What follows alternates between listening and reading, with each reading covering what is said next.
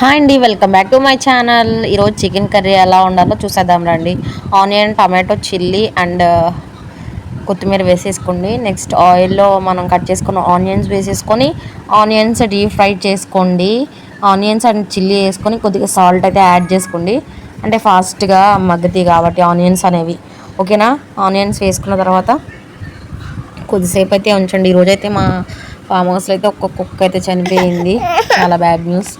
And ఇప్పుడు salt వేసేసుకొని కొద్దిసేపు అయితే మూత పెట్టేసుకొని మగ్గనివ్వండి 5 minutes వరకు. నా ఛానల్ అయితే మీరు ఫస్ట్ టైం చూస్తున్నట్టయితే సబ్స్క్రైబ్ చేసుకోండి, లైక్ చేయండి, ఫాలో చేయండి, సపోర్ట్ చేయండి కొద్దిగా. అండ్ కొద్దిగా అల్లం వెల్లుల్లి పేస్ట్ కూడా వేసేయండి. టమాటోస్ వేసాక టమాటోస్ వీడియో అయితే రాలేదు, సో సారీ. అండ్ టమాటోస్ కూడా వేసాక కొద్దిగా అల్లం వెల్లుల్లి పేస్ట్ వేసి మూత పెట్టేసుకోండి.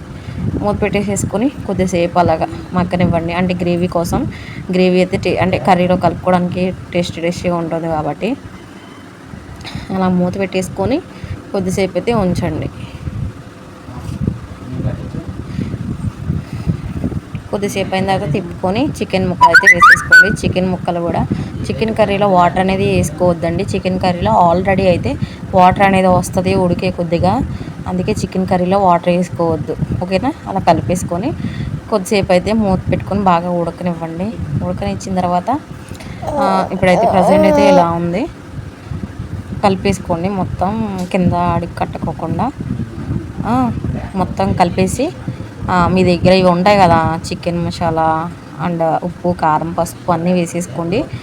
తిప్పి మొత్తం కలిపేసేసి కలర్ అయితే ఇలా వచ్చిందనమాట ప్రజెంట్ అయితే.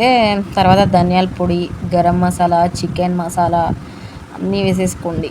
టేస్టీగా ఉంటుంది. అండ్ నా ఛానల్ ఫస్ట్ టైం చూస్తే సబ్స్క్రైబ్ కూడా చేసుకోండి, ప్లీజ్ సపోర్ట్ చేయండి.